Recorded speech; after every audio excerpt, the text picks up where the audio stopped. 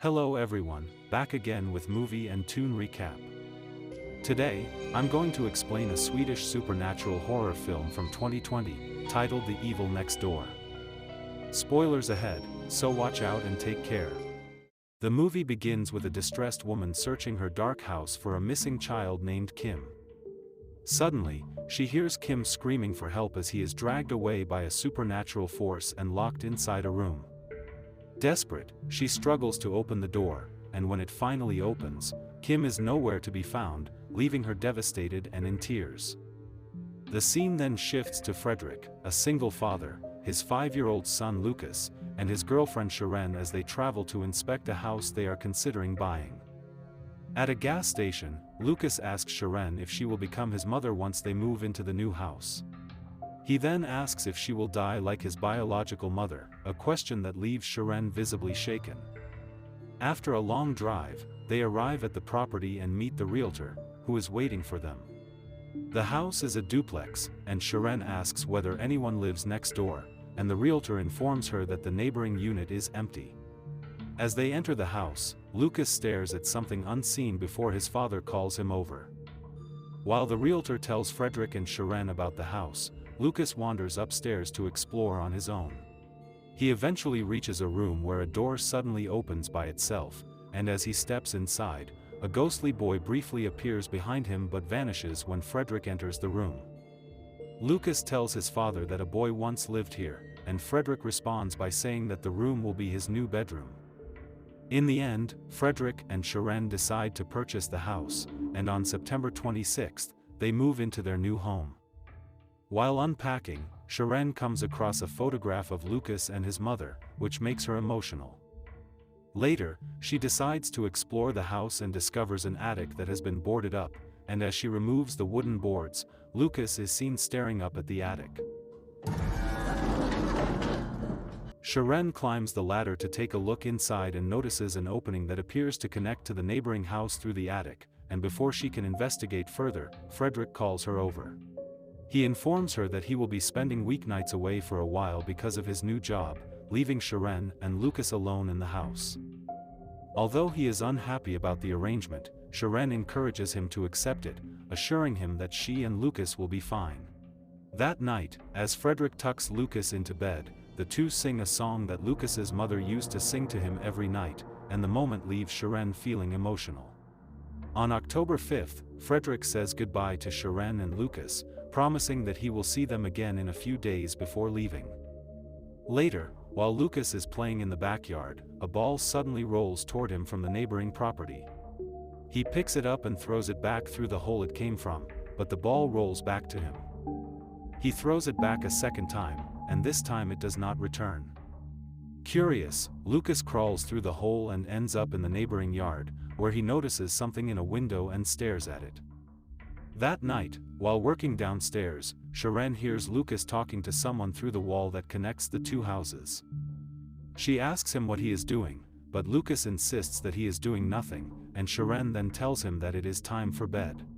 After tucking him in, Lucas asks Sharon whether the dead can come back to life, but Sharon tells him that they cannot. She then asks if he is talking about his mother, but Lucas says no and soon falls asleep.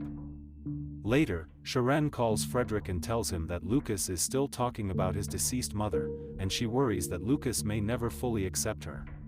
However, Fredrik reassures her that everything will be fine and explains that Lucas is simply adjusting to his new surroundings.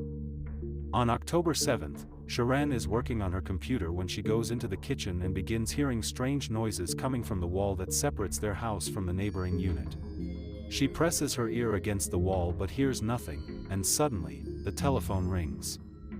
It is Lucas's teacher calling from school. Sharon has forgotten to pick Lucas up. When she arrives at the school, the teacher tells her about a story Lucas shared with the class earlier that day concerning a friend who lives next door. The revelation surprises Sharon, and as they leave, Lucas is shown carrying a drawing of his imaginary friend. Back at home, while Sharon is preparing dinner, she tells Lucas to go and brush his teeth, and moments later, she hears a loud thud upstairs. As she goes to investigate, a young boy is briefly seen behind her before running into Lucas's bedroom. Believing it is Lucas, Sharon enters the room and calls out to him. She notices someone hiding under the bed and asks what he is doing. To her shock, Lucas suddenly appears behind her from the bathroom, leaving her confused and unsettled. Later that night, after tucking Lucas into bed, he asks Sharon to sing the song his mother used to sing to him. Sharon gently refuses, telling him that the song should remain something special between him and his father. On October 9th, a woman from the neighborhood arrives at the playground with her children, where Sharon and Lucas are spending time. The two women begin talking, and the woman appears noticeably uneasy when Sharon mentions that they have recently moved into the area. Later, while working on her computer, Sharon hears Lucas counting as if he is playing hide and seek. She asks him what he is doing, but he insists that it is nothing. Sharon then reminds him that there is no boy living next door. However, Lucas insists that there is and claims that they often play together. An argument soon breaks out between them, and during the confrontation, Lucas tells Sharon that she is not his mother, a remark that deeply hurts her feelings. After Sharon leaves, Lucas continues counting, and when he finishes, he begins searching for his ghostly friend. Just then, the attic ladder suddenly comes down, and as Lucas climbs up, he sees something that terrifies him. Sharon later finds a frightened Lucas and tries to reassure him, explaining that the attic door probably closed by itself and that there is nothing to be afraid of. After putting Lucas to bed, she goes to the kitchen to make some tea. While there, she begins to hear knocking sounds coming from the wall of the neighboring house. She goes to investigate and knocks on the wall, and to her horror, she receives a response from the other side. As Sharon leans her ear against the wall to listen, the knocking becomes louder, frightening her even more. At that moment, Lucas shows up and tells her that the boogeyman is coming. Sharon and Lucas step outside, and Sharon decides to check whether someone is living next door. When she looks through an opening, she is horrified to see a boy crawling inside the house. She immediately calls the police, and Frederick also arrives home after receiving the emergency call. After searching the house, the police tell Sharon that they found no one and that the house is empty. However, Sharon insists that she saw a boy. After the police leave, Frederick suggests that the noises she heard may have been caused by the house settling or by noisy plumbing. However, Sharon remains convinced that what she heard and saw was real, so Frederick decides to take the following day off work and stay with the family. The next day, the family plays card games together, creating some happy moments, and that night, Sharon watches as Frederick and Lucas sing his mother's song. The next day during a community cleanup, Sharon meets a neighbor she has seen before, who introduces herself as Julia. Sharon asks if she knows anything about the previous family who lived in the house they are currently staying in. Julia explains that shortly after the couple moved in, their child went missing. On October 13th, disturbed by what Julia told her, Sharon decides to set up a camera in Lucas's room, which she monitors using a camcorder. After leaving his room, she is horrified when she looks at the screen and sees a boy standing in Lucas's room. She quickly goes back to check, but finds no one there, and moments later, she sees something else that leaves her shocked. That night, worried about Lucas's safety, Sharon tells him that he can sleep in her room. Later, she wakes up after hearing someone calling for help, and following the sound, she realizes it is coming from the attic. She climbs up and soon discovers that the voice is coming from the neighboring house, so she enters through the other side of the attic. As she walks through the house, Sharon continues to hear desperate pleas for help but cannot find anyone, and unbeknownst to her, a figure is crawling behind her. She approaches a room and is about to open the door when she suddenly hears Lucas screaming. She immediately leaves the house, and as she does, the door swings open, revealing a large hole in the floor. Sharon rushes to the terrified Lucas and asks what happened, and the boy tells her that the boogeyman tried to take him away. The next day with Frederick at home, he scolds Sharon for leaving Lucas alone after hearing about the incident from the previous night. He argues that someone could have broken into the house and harmed Lucas. However, Sharon insists that it was not a random intruder and believes that something is wrong with the house. Frederick does not believe her, thinking she is imagining things, and later tends to Lucas's injured arm. Later, Sharon reads a news article about a 6-year-old child who went missing from the house and continues her research. As she prepares to leave, she overhears Frederick asking Lucas what happened to his arm and whether Sharon is nice to him, and the conversation deeply saddens her. Sharon drives to a local dealership, where she meets Peter, the man they bought the house from. She tells him about the strange supernatural events that have been occurring since they moved in and says she believes they may be connected to what happened to Kim. Peter explains that his wife became mentally ill and developed strange ideas about the neighboring house, although he does not reveal the details. After some persuasion, Peter agrees to pass along Sharon's phone number to his wife so they can speak. When Sharon returns home, Frederick asks where she has been, and she tells him about visiting Peter and again insists that something is wrong with the house. However, Frederick dismisses her concerns. He then informs her that he is quitting his job and needs to return to collect some of his belongings. Later, Sharon asks Lucas whether the boy he has been playing with is Kim and what he wants. Lucas replies that the boy only wants to play and is afraid of the boogeyman. He explains that the boy does not want the boogeyman to get Lucas. Sharon reassures Lucas that no one will hurt him before going to board up the attic. That night, Sharon is awakened by strange noises, which she traces to the locked attic.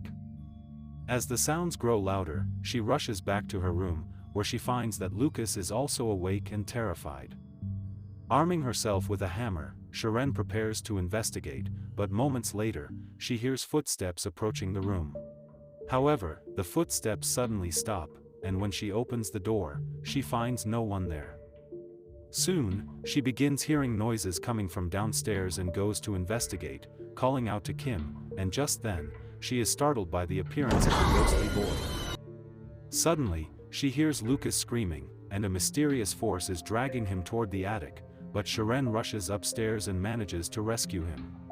Lucas suffers several injuries and is taken to the hospital. Frederick arrives shortly afterward and blames Sharon for Lucas's condition.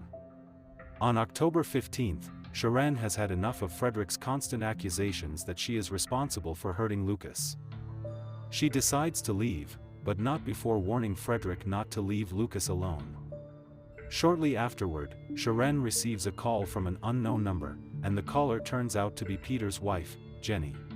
Sharon visits her, and Jenny explains how strange events began shortly after they moved into the house and how her child later disappeared.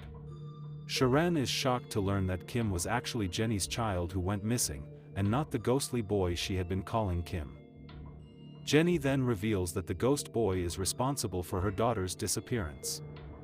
Meanwhile, Lucas is in his room when the door suddenly opens, and he hears the ghost boy speaking to him. As he steps outside, the boy begins to frighten him, repeatedly telling him to come and play.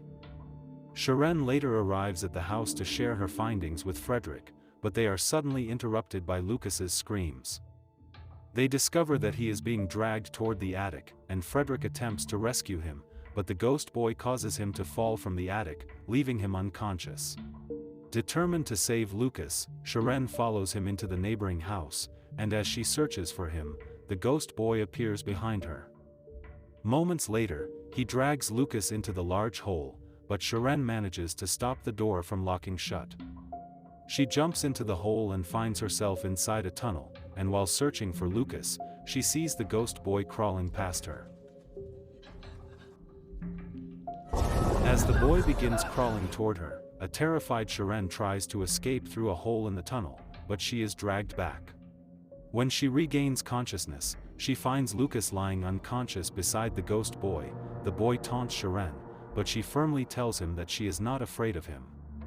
Suddenly, the ghost boy transforms into a grotesque figure and continues tormenting her, insisting that Lucas belongs to him and claiming that she never truly cared for him. Despite her fear, Sharon stands her ground and tells the creature that it cannot have Lucas, because he has a mother who loves him. At that moment, the figure lets out a heartbreaking scream, as though it is crying, before disappearing into the darkness. Sharon approaches the unconscious Lucas and holds him tightly, believing that he is gone. Through tears, she speaks lovingly to him, expressing how much he means to her, but to her shock and relief, Lucas suddenly regains consciousness. Overjoyed, Sharon carries Lucas and leaves the house with him, and outside, they are reunited with Frederick, who has survived his fall. Okay guys, that's all the recap about The Evil Next Door from 2020. Thanks for watching, see you again in the next video.